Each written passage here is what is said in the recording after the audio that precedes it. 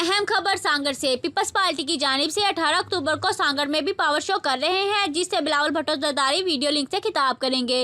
इस हवाले से पीपल्स पार्टी के इंफॉर्मेशन सेक्रेटरी सैयद सब्तेन शाह, राशिद इस्लाम मुगल, असद बर्दी, राजेश कुमार, हरादा सानी ने नेशनल प्रेस क्लब पहुंचकर नेशनल प्रेस क्लब कुरैश के हवाले से दावत दी। इस मौका पर मौजूदीन का कहना था कि मोहतरमा बेनजीर भुट्टो की पाकिस्तान आमद के मौका पर इनके इस्तकबाल के लिए आने वाले जियालों ने दहशतगर्दी का सामना करते हुए जामे शहादत नोश की। पीपल्स पार्टी ने कभी शहीदों को फरामोश नहीं किया। 18 अक्टूबर को हर साल इस दिन को शहादत नोश फरमाने वालों के नाम किया है।